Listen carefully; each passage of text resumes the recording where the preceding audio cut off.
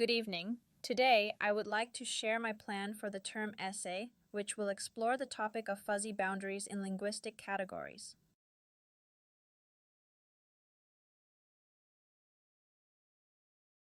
As often mentioned in lectures, categorization of linguistic items is not always straightforward. While language traditionally sorts words into categories like nouns, verbs, adjectives, and adverbs, real usage often shows that these boundaries are blurred and sometimes even overlap in interesting ways. For example, the traditional distinction between adjectives and adverbs can become blurred. Words like fast function as both. In a fast car, it is an adjective, while in drive fast, it acts as an adverb.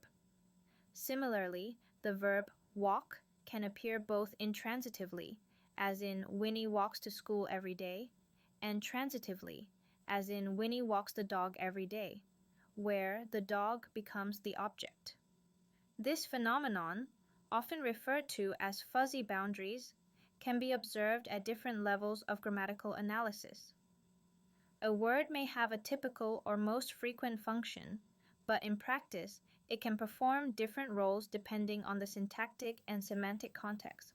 Therefore, it is not always easy to assign a word strictly to one category without considering its use in specific situations.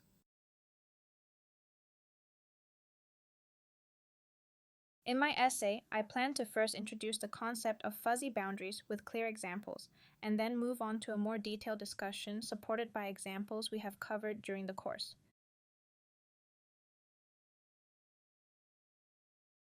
I will begin by selecting several cases that clearly illustrate fuzzy categorical boundaries.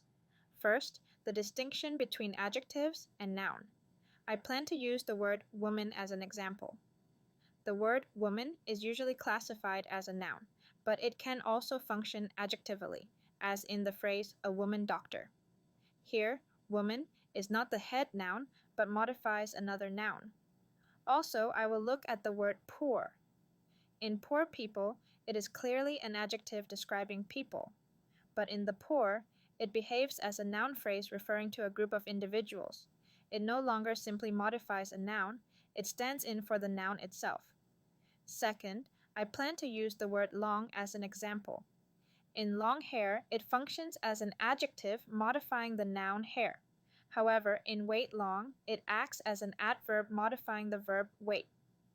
This shows how the syntactic position of a word, whether it attaches to a noun or a verb, can influence its grammatical classification. I also want to highlight count versus non-count nouns, using chocolate as an example.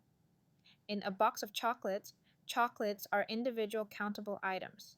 However, in some chocolate, chocolate refers to an uncountable mass noun. Here, the way the noun is conceptualized, whether as discrete units or as an undifferentiated substance, affects its grammatical categorization.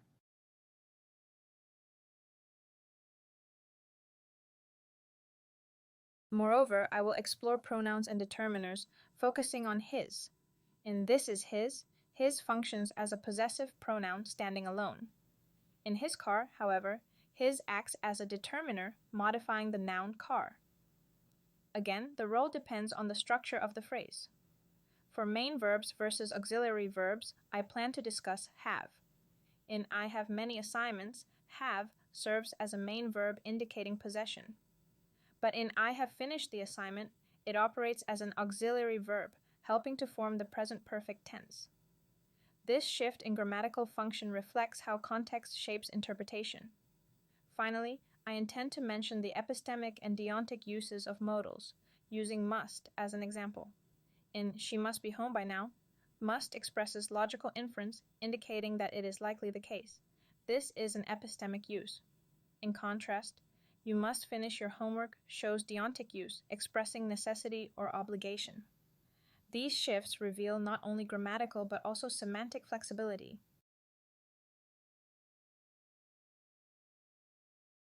After presenting these examples, I plan to move on to how we can identify the grammatical function when boundaries are fuzzy. I will organize this part of the essay around four main strategies. First, syntactic position. I will show how a word's placement in a sentence, whether before a noun, after a verb, or standing independently, provides important clues about its function. For example, adjectives typically precede nouns, while adverbs commonly modify verbs. Second, morphological markers. Morphological features, such as plural endings for nouns or tense markers for verbs, can signal a word's grammatical role. For instance, the is in chocolates indicates that it is being treated as a count noun. Third, semantic and pragmatic context. Sometimes analyzing the meaning of the sentence and the speaker's intention is necessary. For example, to distinguish whether must expresses certainty or obligation, we need to consider the broader context of the conversation. Lastly, use of determiners.